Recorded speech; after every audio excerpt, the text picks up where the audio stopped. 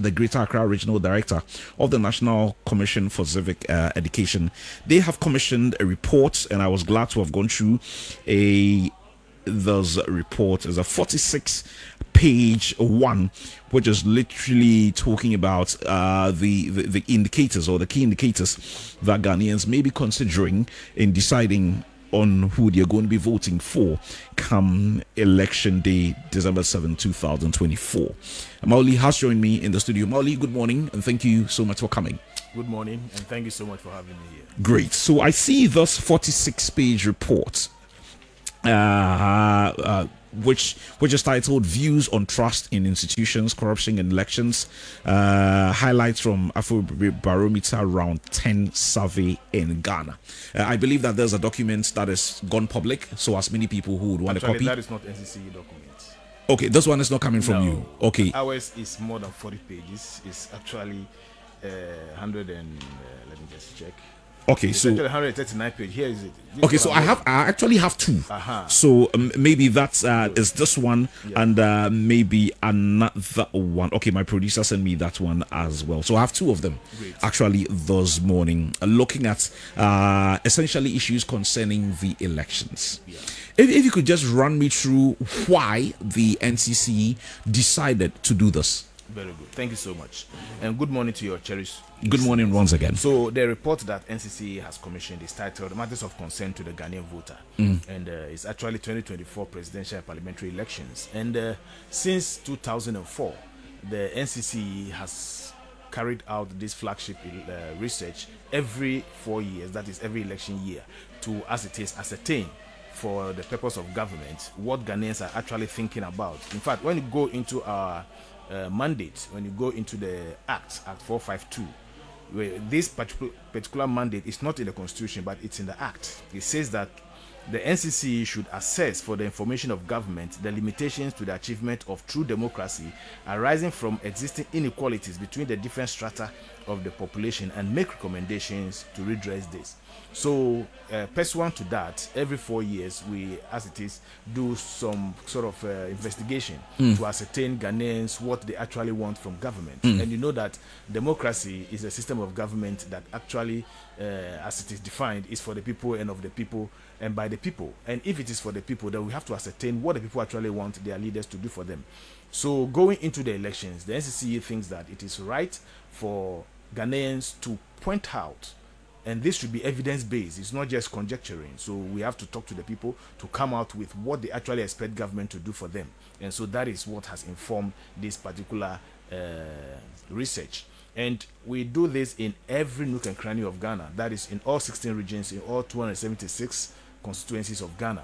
And it's for people 18 years and above. That is eligible voters. So this year, the sampling, for instance, we have 9,324 people who have participated in this research, and we had a 99.8% response rate, meaning that a lot of people have talked to it.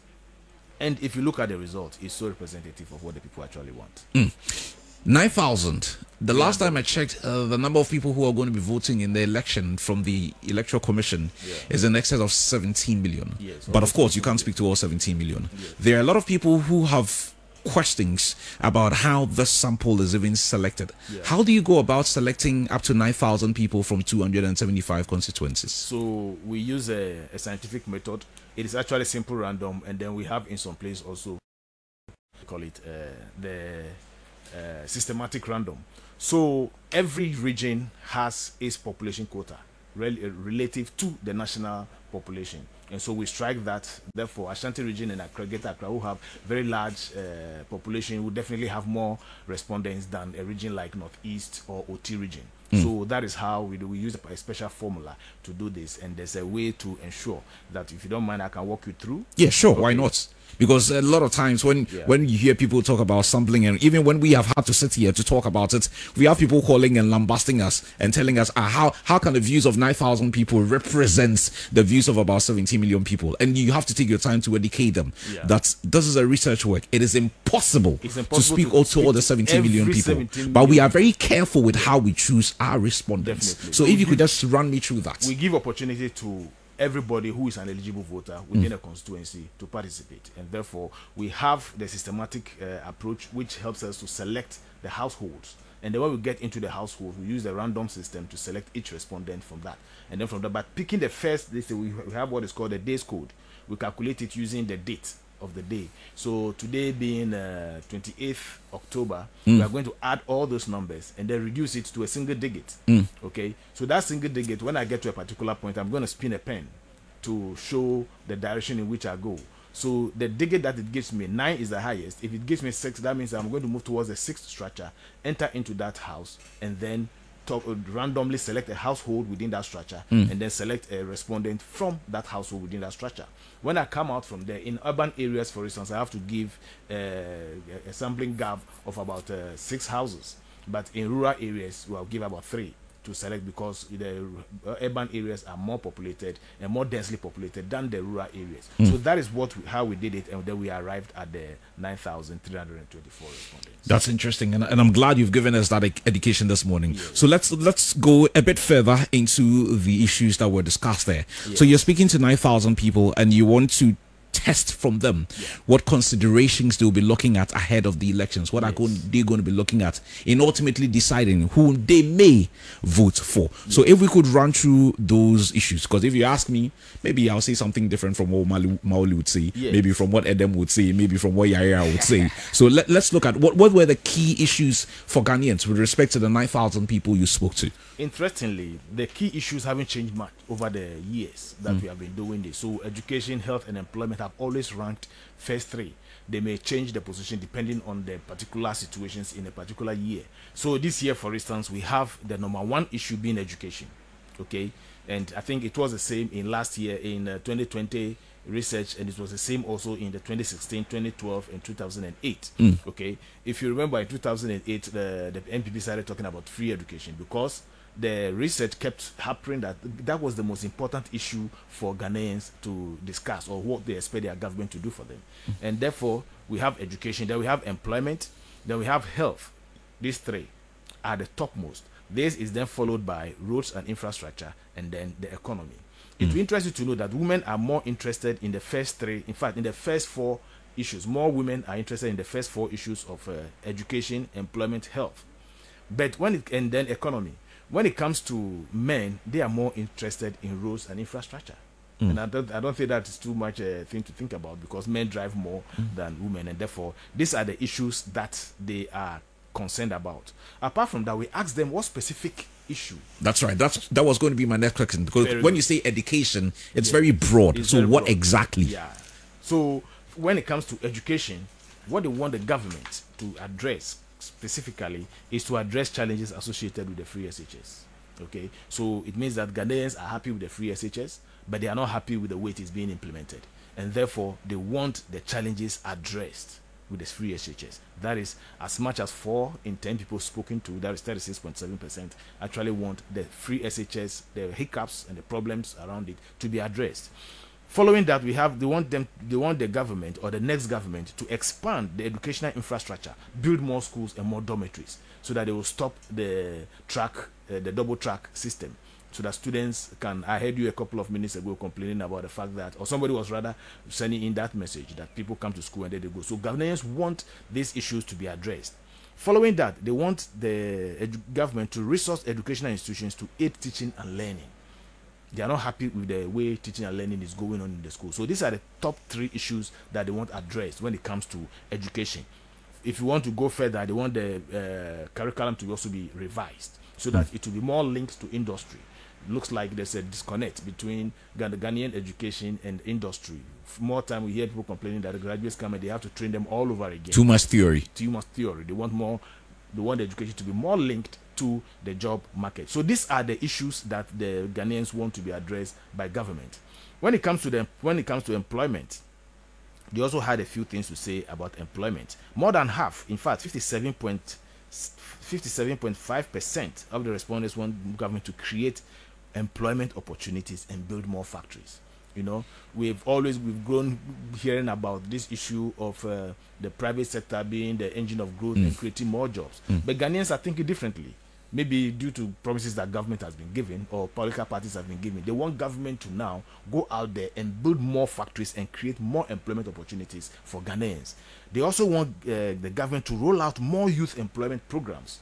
You know, I'm sure you are aware that 7 out of 10 people you meet in Ghana today are below the age of 35 years. And we are having a huge unemployment issue in Ghana. So Ghanaians want the unemployment issue to be addressed, especially youth training, skills training for youth, those out of school and even those in school. They want them to have skills that will make them employable.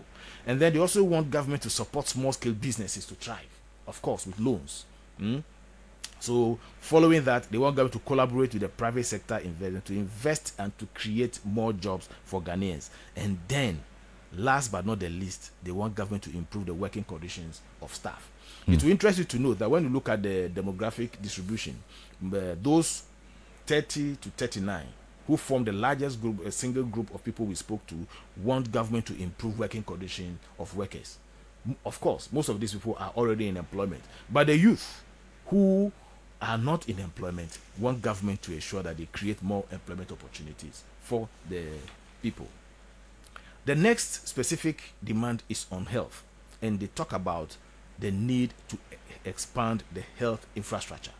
They think that the hospitals are not enough to cater for all Ghanaians, and therefore more health infrastructure should be built. Then the NHIS, they like it, but it needs to be improved. They say that improved NHIS to have a wider coverage in terms of the sicknesses or the ailments that it can actually cover.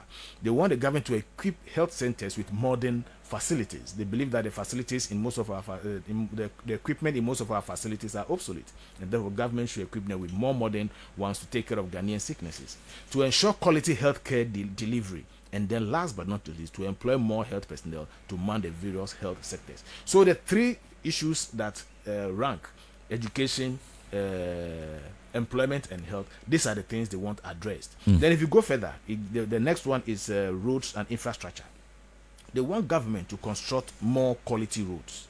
They think that government not just roads, but quality roads. You and I are witnesses to some of the roads that deteriorate within 5 years that they've been constructed in this country, and they want that government should construct more quality roads. In fact, almost 60% of Ghanaians, of those who want roads to be the top issue, mentioned that they should construct more quality roads. Going ahead, they want the deplorable roads to be rehabilitated. You just have to travel out of Accra and you face a lot of problems. Some people don't go anywhere. They are stuck in Accra. So they think that Accra is okay. Accra is okay. But I encourage them to step out and they will see the true nature of the country. And then they want the highways dualized. We realize that there's a lot of accidents on our way. This head-on collision is one of the highest forms of accidents that we're having in the country, and it's taking up a lot of lives. So they want the highways to be dualized so that Ghanaians can drive more safely. They want government to ensure all major roads are fitted with street lights and other accessories. Some people complain about the fact that the street lights are not working. Many are not working. Even the traffic lights are not working. Some of the traffic lights are also not working. So they want this to be fixed. They want to ensure that the country is lighted up, especially in the night, so that drivers can have smooth driving. They want government to invest in alternative modes of transport, like railways and the busing system. Okay, so these are the main things. Then when it comes to the economy, Ghanaians are asking that government should address the high cost of living and also address the low standards of living that Ghanaians have got to live with. He's also talking about the need to address the high exchange rate. Looks like in Ghana, once the exchange rate shifts, every other thing in Ghana shifts. So if they believe that if that is addressed, it will go a long way in stabilizing the economy. They want government to control the rate of inflation in the country also, and to institute measures to control prices. I don't know how that is going to work out because we are practicing a laissez-faire kind of economy. But they want government to institute measures to control prices. They want government to create more employment opportunities so that people can have more money to buy things. And then they want taxes reduced on goods and services. So the 5 top issues that we talked about, these are what Ghanaians are talking about. I think it's fair to say that going into the elections, the various political parties have all had their say on these issues. Yes. Question is, we've had very, very brilliant thoughts and very brilliant ideas come from the various political parties. Yes. These days they call them manifestos. Yes. They put them there, we go and read. When they come into power, it's another conversation altogether. Do they really take these works that you guys do that seriously? And I'm asking that because if these are the needs of Ghanaians, if I were a political party, I'll be paying particular attention to this. I wouldn't just be going gung-ho and just go anywhere and just say anything. For example, these 5 key things, it is impossible for any Ghanaian not to fall into any one of these things. They would fall there. Almost every Ghanaian votes, I fall there. I fall in about 3 or 4 of the issues you've raised here concerning education, concerning healthcare, concerning roads, and, you know, concerning employment and all of that. Do they really pay attention to this? I should say so. They do. And if you listen to their manifestos, they include these issues: education, employment, health, road and infrastructure, the economy. These are the top issues that are being discussed about. The outliers is ICT and then other things, which of course is number 18th on the. What we have done here, we have 19 issues that Ghanaians have actually identified. But with order of importance, of course. In order of importance. So the 18th is ICT. And more youth in that category are talking about the need for government to improve ICT. That is what will make them vote. Follow that is the environmental and climate change issues, which to me is very disappointing, considering that Galamsey is virtually destroying our country. But it looks like that is not an election issue now for Ghanaians. And I don't think the campaign against Galamsey has been forceful enough. Maybe they subsume it other issues, but that is the 18th issue, and it is not good at all. The sports happens to be the last issue of importance for Ghanaians. No wonder Ghanaians Black Stars they haven't had what they want to eat here. You're thinking of Black Stars and their performances. I can understand. Again, Mauli, I mean, I look at this brilliant work you guys have done. And again, I'm looking at how this would feed into the major political parties and what they intend to do going forward. If I look at the areas of education, for example, the issues that you've raised there, we've had parents, we've had teachers, we've had students, we've had people who work in the educational space, for example, come to tell us literally what you have captured there. Exactly. This free teachers, not a bad idea. Yes. Every parent wants their child to go to school to at least a certain point. Not a bad idea at all. But compared to the time when you were in secondary school and I was in secondary school and what we see now, I cannot have a situation where my child goes to school in 5 weeks and comes home for 2 months and I have to go and look for money for studies teacher. I cannot have a situation where you go to one dormitory. My niece completed about two years ago. She's in university now. The numbers in the dormitories, she says, is crazy. So you have a situation where the moment any one of them gets any communicable disease, within a very short time, it spreads like wildfire. You have a situation where teachers are complaining of being tired because they are teaching all year round. You have a situation where motivation for these teachers are, I'm not a teacher, so I don't know, but when we speak to them, they tell us it's not great. You cannot have a teacher teach all year round without no break. Because the moment when you and I were schooling, when we break, they get some small rest for the next term. This one in, one out. One in, one out. And they are teaching probably apart from weekends. And maybe that's when they used to do studies and maybe other. These are issues that we see, we know, we experience. That's why I wanted to ask whether the governments really pay attention to this. Because apart from you capturing this in your report, parents, teachers, headmistress, pupils have been complaining about this in the last 4, 5, 6, 7 years. But it looks like when you speak about it, if you criticize too much, then you're on the other side. If you speak well on of what is going on, the others would also come at you. And we've turned these issues into, unfortunately, political convos and partisan politics that is not, in my opinion, not helping us. You know, it's true. But I can tell you, political parties are sophisticated entities, and they know the pulse of the people. They've done research themselves. They normally go in for the old reports. And as I told you, most of the issues are not different. Just that this year we've gone out of our way to also ask about vote buying and electoral violence, which we didn't do prior to this year. And I'll come to that. I'll show you the results. But political parties themselves also do some research to sure, they have research departments. But not to hold brief for any entity, at least we know that in trying to bring in a new policy, it has some teething problems, okay, that it will face. So this now informs them what they can do. So the people are saying that they should address the challenges associated with the free exchange. What are the challenges associated with free exchange? They have mentioned them clearly here. Infrastructure, Okay, because we don't have more classrooms, because we don't have more dormitories, that's why we have had to resort to the track system. So if this is addressed, then the free SHS will now succeed.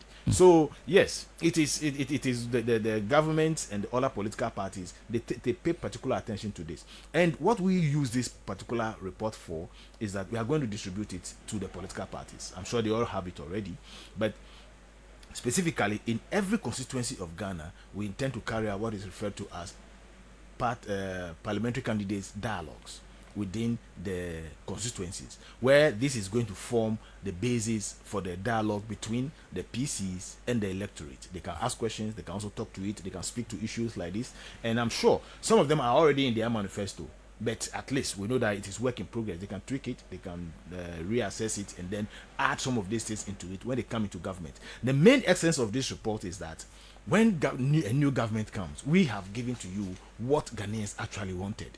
Work with it. Yeah, work with it. Ideally. Yeah. That is ideally. You may have your own intentions, but we are now telling you that this is evidence-based. This is not something we've just pulled out of our mind. We went out there, we spoke to 9,324 Ghanaians, and they have come out with these issues. It means that, and we've spoken to every nook and cranny in every constituency in Ghana, including SAL. So we were in 276 constituencies. So it is a very, very important document, and I'm sure political parties, since they want to win power and they want to do what Ghanaians want, will definitely go into it and read it.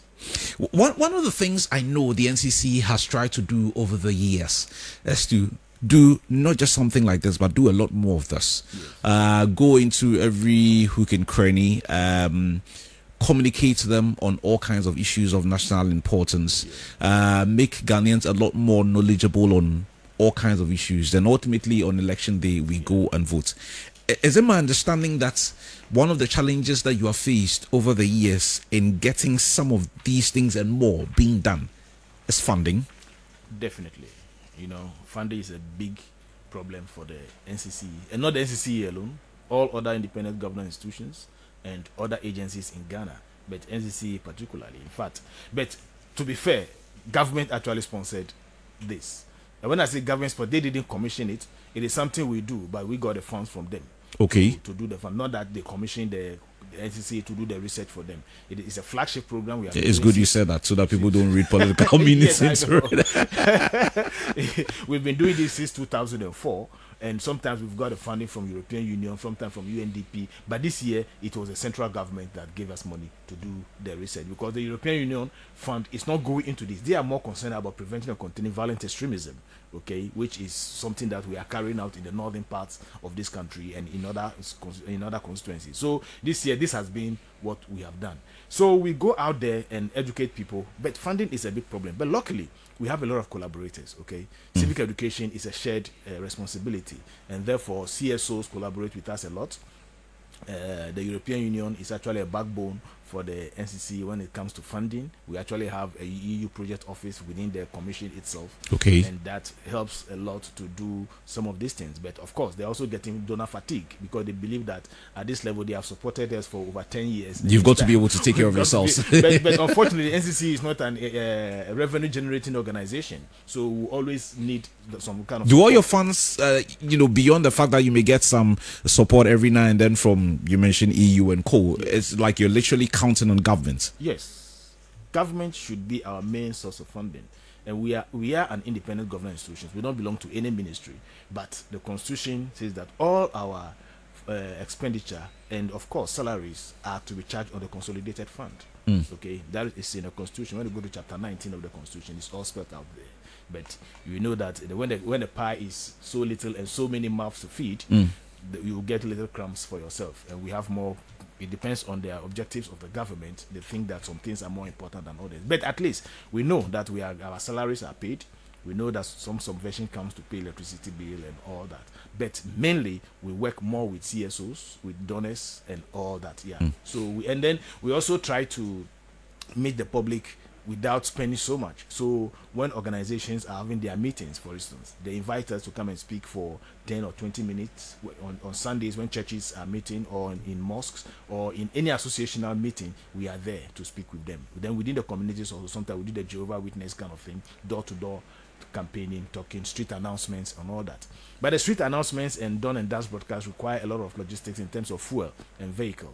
But we don't have much vehicle like that, so we are limited in doing that kind of announcement. I'm glad you brought that up, because that was going to be my next thing, especially with a major one like the elections coming up, because there are many who will be looking at your direction for some kind of education. So in my lifetime over the years, what I have seen the NCC do is even teach us how to vote.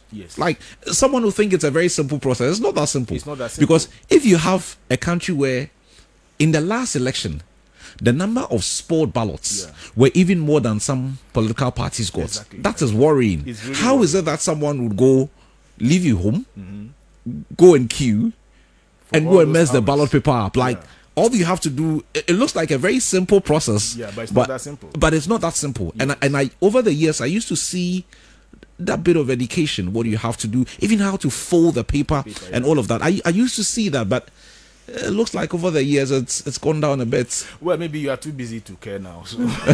maybe. But the point is that we will do this. We've begun doing that, getting closer to the voting day. You know, if you should do this in January, I mean, it won't be effective. It won't be effective. So we have to wait, getting closer to the election. And so even if you are watching the television, you will start seeing some of those things, how to really fold the paper. But you see, I think there's a need for this is a personal view. I see that when you go into the voting process, okay, your finger is marked with indelible ink before you are given a ballot paper. And sometimes if the ink does not dry up quickly, it may also soil your ballot before you even attempt to vote. But the part of the education that has to go down well is that voters have to know that if you spoil the ballot, you have the right to go and ask for another one. To go and ask for another one. You can return it to the electoral officer, who will give you another one. And then you they go will in now and dispose do the other thing. one. Yes. But if you go ahead and drop it in the box, it becomes a rejected ballot when it gets to the counting table. So here I want to differentiate between the rejected ballot and spoiled ballot. Spoiled ballot is the one that you have identified it before you put it in the ballot and then return it. So that one is just acknowledged and kept somewhere. It's not part of what is going to be counted. Then you will take another one and then go in. But when you take the ballot paper also, you need to find out that is it certified? And the certification should be just one stamp. It shouldn't be 2 or 3 stamps or any other stamp, because that can also be a point of controversy when it comes to counting. Okay, so we will do that kind of education going forward. But the good news is that people will think that maybe Ghanaians are getting fed up with the democracy, considering what is happening in the West African sub-region, where some countries are falling to coup d'etats, Burkina Faso, Mali, Guinea, and Niger. But in Ghana, the willingness to vote is high. As much as 81.8% of Ghanaians are willing to go out there and vote coming this December election. Unfortunately, the first-time voters, who make up about 10% of the voters, rather are not that enthused to go out and vote. You would have thought that people who have do we know why? Well, that is, we didn't drill down to find out why, but maybe going forward we will have to find out.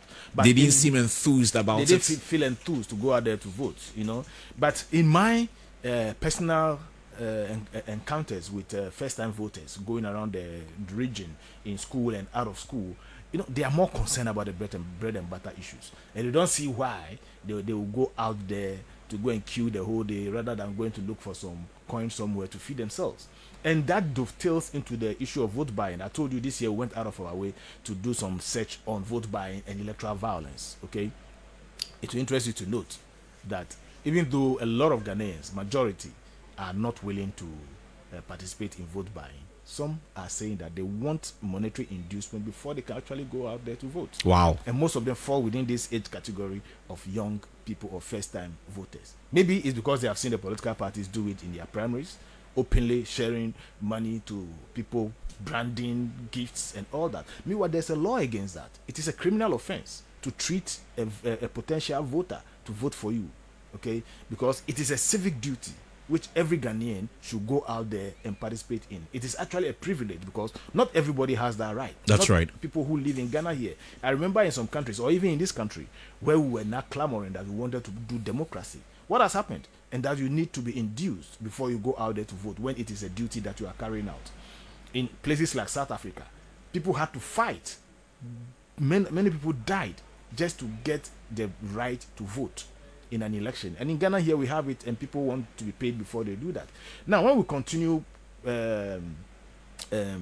allowing ourselves to be induced before we vote, what happens is that politicians are now going to see that there's a need for them to get money before they can go into political office. And you know what that means, my brother? Corruption. Corruption, of course, and lack of accountability. Because now there's a research that has shown that you need not less than 700,000 Ghana cedis to go into parliament. How much? Where are you going to get that money from? So you are open to people who are ready to give you that money. People from shady backgrounds, people who may be doing galamsey, people who may be drug pushers, or people who may be money laundering. Now it means that our political class are going to be under influence of their financiers. And so the needs of Ghanaians will now be put in at the back burner. Research has also shown that some of the money that is made from galamsey ends up with political parties. Okay, so that's an interesting one. That's an interesting one. So when we continue allowing ourselves to be hoodwinked or to be pushed into this idea of vote buying, it means that our politicians are not going to be responsible and accountable to Ghanaian citizens. They are not going to hold us in any high esteem, because they know that, well, with some coins we can get our way through, and they are not going to be accountable. And you, the citizen who have even collected the money to go and vote, you don't have the moral right to hold that politician to account. Not at all, because you have already been paid your due share. So what is it?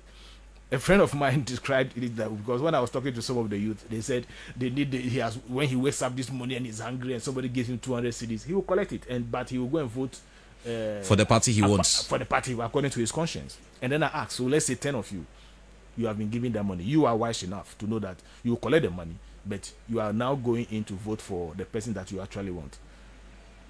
What if the other 9 people actually go and vote for the person who gave them the money? It means that you are going to be giving bad governance. And you who have collected that money, are you better than the politician? You have collected that money and not go to vote for him. It means that you are being deceitful. How better are you than a politician who is trying to bribe you to go and vote? So the best thing is to ignore it. And moreover, it is like taking paracetamol when you have malaria. Instead of taking Ivaquin or chloroquine that will cure the malaria, the paracetamol will only cure your headache, and the problems will be there. We will have road issues, just like they are talking about. We have electricity issues. We have education issues. We have workers' condition of work not being good because the money has been used to bribe you before they came into power. So when they come into power, that they have to look for the money to pay where it came from. So those are the issues with vote buying. I just want us to touch a bit more on the issues concerning electoral violence. Yeah. Me sitting here, Yes. there is no way I'm going to go to a polling center and misbehave. No chance. In fact, because the polling station is so close to my house, very, very close, one of the things that I do, I don't wake up at dawn to go and queue and get caught up in any crazy thing that may happen. Yeah. I wait when everybody has voted. Around 4:50 there, I just walk quietly. It's like 2 minutes walk from my house. I just walk quietly. There's no queue, nothing. Yeah. At that time, people are waiting for the counting. I go quietly. I vote. Sometimes if I don't really have anything to do, I may stand to watch. If I'm going to be doing something else, I just go away quietly. But it's gotten to the point where sometimes you feel like passions are so high. Yeah. People are, it's like it's literally become like a life and death affair. How did we get here? And if there's any plan by the NCC to get in some bit of education in that regard? Great. For the education, we will do it and we will continue doing it, but it needs enforcement. You see, Ghanaians need to understand that we have gotten to a stage now where we have to leave institutions to do their work, or authorities to do their work. All the political parties, all the political candidates, the parliamentary candidates, they all have their party agents, the political party agents. We have observers who will be there to ensure that the right thing is done after the voting. But Ghanaians want to be sure that, we've been trained to become vigilant. Now, this vigilance should be on the back foot. It shouldn't be a kind of aggressive vigilance. So our advice is that on voting day, vote quietly. Do not obstruct anybody from voting. After voting, go home, stay home, and listen to the results on the radio or on television. If you have to come out, make sure that you are way back behind the cordoned off area. You have no business being within the cordoned area. And if you see anything untoward, it is your duty to report it to the electoral officer, who is the manager of that electoral the polling station, or if he's too busy, you report it to the police station and leave it at that. You have no duty trying to enforce that the right thing should be done. Once you report it, it will be taken care of. Trust the right people to deal with it. It will be taken care of. Don't take it into your hand that no, I'm not going to. And look, on voting day, you have no right to stop anybody from voting. If you wanted to stop anybody from voting, you would have done that during the exhibition time when they were exhibiting the electoral register, where you identify that this person is not eligible, and then you prove it. Now, during registration, what people do is that they try to physically stop people from voting, and it degenerates into violence. But the processes are clear, and we've educated Ghanaians on it. The challenge process or the protest. You fill a form, you report to the electoral officer there, he will give you a form to fill, and then you follow up with the district registration review committee. Now, with the district review committee, you have to go there and present your documents, because it's actually a court. You go there and present your document to prove why you think person A should not register, or person B should not register, or is not eligible to be on the road. What Ghanaians do is that at best, they will fill the form. The day that they are invited, they will not go. They won't go and prove their case. And if you don't go and prove it, who is going to prove the case for you? And therefore, the person who you think should not be on the register will be given the chance to be on the register, because you have not been able to prove otherwise. Then on election day, you see this person in the queue and you want to stop the person, it's going to bring violence. So we advise Ghanaians that don't take the law into your hand. We have the agencies to do that. The police are there. The electoral commissions have put in place a lot of measures to ensure that we vote peacefully. So with electoral violence again, we found a lot of things, but what is disturbing is 84 people making up 0.9% of the respondents who claim that they will actively involve themselves in electoral violence. Wow. You get it? And the reason is to protect their party interest. Now, that is not their job. That is not their job, but they've taken it upon themselves, and they are mostly male between the ages of 30 and 39. And it will interest you to note that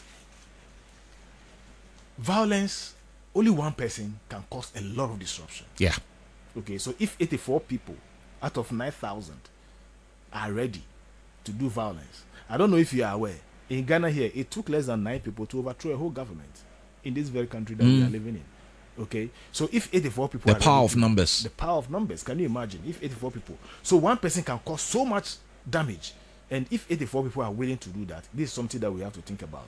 So my advice to them is that, look, the law enforcement agencies will catch up with you if you attempt that, because election is supposed to be a peaceful process of collective decision making. Why should it degenerate into violence? We know that emotions can rise, but we should trust the system. The Electoral Commission has done this for 8 times, and they are going to continue to do it. One of the reasons also that they gave for the violence is that they don't trust the Electoral Commission.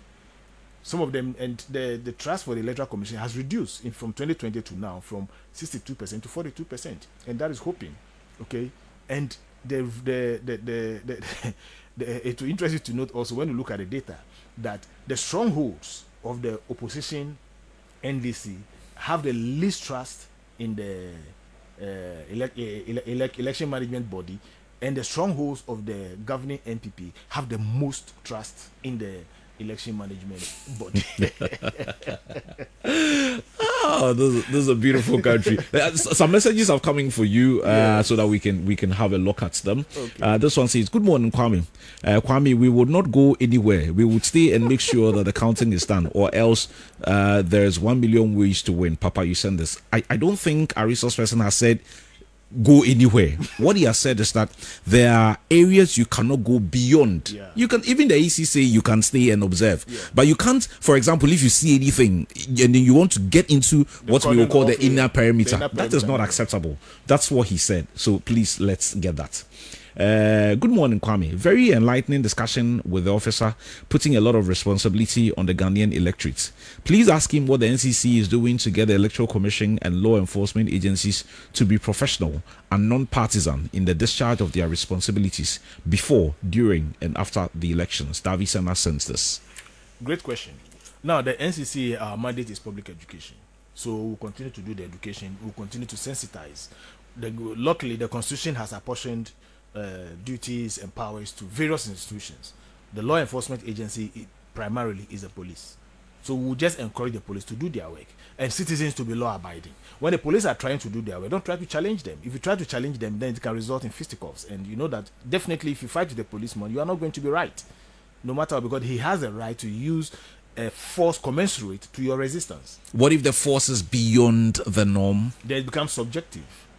How do you classify that it's beyond the norm? It becomes subjective. He sees it as the force, because he must protect himself to protect you. You understand? So definitely he must use a higher force than what you are bringing to in order to subdue you. And so that is a subjective thing to actually look at. But I will advise us that we should trust the system and play your role, play your part as a citizen. Go out there, vote, be law-abiding. It's as simple as that. Okay, Davidson, I hope your question has been answered. Good morning, Kwame. Is the NCC officer saying that they don't have enough vehicles? What about the vehicles that were given to them during the COVID era? Did they rent those vehicles, or it was shared among themselves like the COVID grants after all? Prosper from Medina. Bauli, I don't know if you have an answer to this one. Well, I mean, this is a very funny question. But the point is that yes, those COVID vehicles are still with us, but we have 276 offices across the country. We have offices in every district in Ghana, okay? And we have offices, we have regional offices, we have a head office. So we are hitting almost 290 offices. But our vehicle fleet, I'm not the transport officer, but I don't think it's up to 50 or 80 across the whole country. Okay, so Prosper, you have an answer. Yeah. Good morning, Kwame. Listening to your resource person's report on free SHS and how Ghanaians want it, it clearly shows that it should be reviewed. Babs, you sent this from Abilingpe. I think if you listen to him, he was very clear on that people are okay with it, but he even went ahead to itemize the areas where Ghanaians are calling for improvements. If you want to call it a review, that's up to you. But according to their report, he said that Ghanaians, these are the areas that Ghanaians want to see an improvement with respect to the reports. Politicians, they would always find a way of putting you in trouble. Basic Wonder, we're discussing NCC. As for you people, it's an undeniable fact that the economy issues has conspicuously been missing from the campaign messages of Dr. Bawumia, because he has failed disastrously as head of the economy. Price of goods and services are skyrocketing. The economic hardship is unprecedented, and the center cannot hold. Mystic Wonder, okay, that is not Mauli's area, so we'll leave it to the politicians. Good morning, Kwame. Lawrence from La Paz. What I mean to tell my parents and people from the Volta region that they should be very careful about the NPP party. Okay. Lawrence, you know why I have stopped. I'm not too sure we should be encouraging these things. If you don't want to vote for any political party, it's fine. It's okay. But to rope in a whole region and pitch them against a political party, I'm not sure that is proper. Okay. 2024 elections is going to be the most easiest and most transparent election ever in the history of our fourth republic. Ghanaians are going to be voting based on development and vote based on credibility, policies and campaign messages of the candidates and Dr. Bawumia. Okay, that's what you say. Good morning, Kwame. NPP will surely lose this election, even though they don't like it that way. It will be a bitter pill for them to swallow. Wise people of Ghana would vote massively against that bad governance. Benjamin in the spin 6. You send this one. Okay, Teacher Robin just says, good morning. Have a nice day. Okay. Okay, so Prosper says thank you for the answer that you just sent to us. Okay, Maulia, I know you have other things to do this morning, so I want us to wrap up the conversation. Okay. But of course, you have another, is it 40 days? Another 40 days thereabout to do a thing or two. For the next 40 days, what would you be up to? So for the next 40 days, now we are going to utilize this report. We are going to be holding our parliamentary candidates dialogues. We call it dialogues because it's in every constituency. In every constituency of Ghana. That's a lot of work. It's a lot of work, but we have the how do you call it, the infrastructure to do it. As I told you, we have offices in every district of Ghana, in every constituency, and then we have staff that speak every language of Ghana. There's no language in Ghana that NCC staff cannot speak. Well, not like individually, but we have those that can speak. So of course, once you get to an area, you have someone there, and we have very good rapport with the political parties. Some of them have given their consent to hold it. We are still talking to others, and therefore between now and December, we are going to roll out these dialogues. And I want to assure the candidates also that we are not going to ask them questions about their presidential candidates. Okay, it's just going to be purely constituency based, and this report that we are going to use is going to inform the questioning from the moderators. Then we're also going to do a lot of engagement with first-time voters, those in school and those out of school, especially due to the apathy they are showing, that they don't want to go out there to vote, and then the fact that they are ready to be induced. We will continue engaging them to ensure that they come out in their numbers, and to shun politicians who will try to use them for violence or will try to give them money before they go out there to vote. They should vote because it's a civic duty. They should know that, look, as a young person or as any person at all, if you involve yourself in electoral violence and your party wins, the injuries that you are going to incur are yours, and it's not going to be shared by your party. You may be in a hospital bed while your people are jubilating. You might have lost an eye, you might have lost an arm. In fact, you could even lose your life while your political party is jubilating that they have won. Why don't you stay alive and be part of those jubilating? So I advise that nobody should go and participate in violence. Of course, we also ask Ghanaians their satisfaction with the democracy that is going on in Ghana. They mentioned that they are satisfied with the level of freedom of speech that we have in this country. They are satisfied with the respect for human dignity and human rights in the country, but they are not satisfied at all with the rule of law. They think the rule of law has been undermined. They also believe that the democracy is not manifesting into economic dividends for them. They are not having any improvement in their living conditions. They want the democracy to translate into good economic and living conditions for them. So these are the issues. If you don't mind, I want to read some of the suggestions that they want for electoral reforms. Sure. Okay.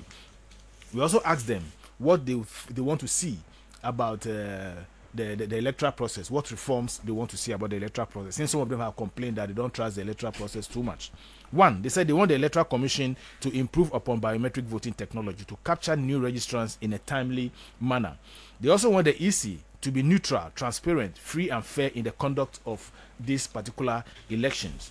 They want more education on voting procedure so that the rejected ballots, as you said, can be reduced. They want electoral laws on voting procedure should be strictly adhered to by all actors. They want the country to consider the absorption of virtual voting. I personally, I don't think we are ready. That's going to be. I'm not sure we are there yet. No, I don't think we are there yet. They want more polling stations to be created, but I think the EC, we have 40,000 now. 40,000, yeah. I think the EC has actually created more polling stations this year, and then they want the security during voting should be strengthened. And these are the things that Ghanaians want to be seen from in these elections. And the elections are only 40 days away. Any final words you or your organization want to share with us before you take leave of us? Fine. I want to assure Ghanaians that, look, we are in this democracy business and we are in it for good. We have been practicing it for the past 30 years. We have had 8 successful elections. Each election has come with its own challenges. We've been able to surmount them. We've gone through it this year. I believe strongly that we are going to go through it successfully. In January, we are going to have a new government that will be addressing the issues that Ghanaians have mentioned over here. But then, as we go into the elections, certain issues are cropping up. We have, what do you call it? Money in politics. Okay, this vote buying issue that is coming. I want Ghanaians to shun all politicians that are going to be offering money for votes. Also, we have this massive information disorder, misinformation, disinformation, fake news, and hate speech that is on the rise. I want Ghanaians not to fall into the trap of misinformation, disinformation, because of the proliferation of communication devices. It is very, very easy to fall into that trap. For instance, you wake up in the morning and you get a post on your platform, on WhatsApp platform, on Facebook. Ascertain whether it is the truth before you continue to share it to any other person. Otherwise, you're also going to be misinforming others, which can create a lot of problems for us. We should shun religious and ethnic bigotry. We should also not allow any religious interference. Already we are seeing some pastors predicting who is going to win. Don't mind those. Ghanaians are very religious people, and we want our pastors and our religious leaders to remain revered. And therefore, you can imagine if the pastor says that maybe Mauli is going to win the election, the Mauli does not win, his followers are going to say that God cannot tell lies to their prophet. That's and right. You see, that can cause electoral violence also.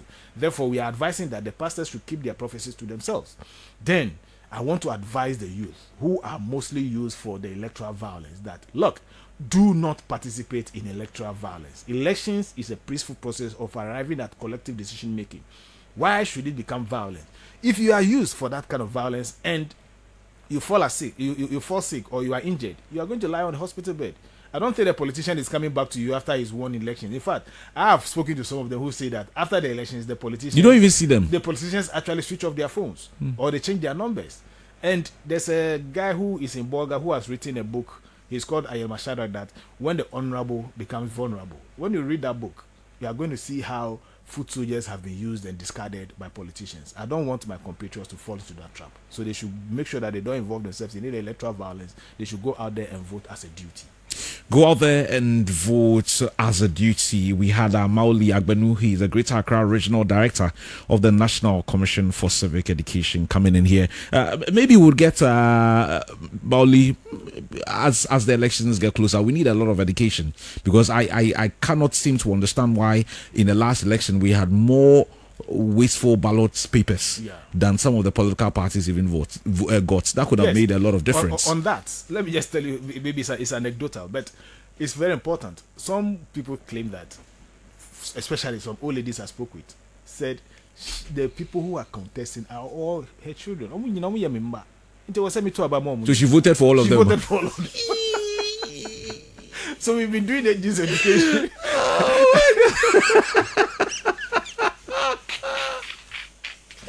So oh my God! I'm leaving this report with you. So that sure, I would really appreciate it. Thank you very much.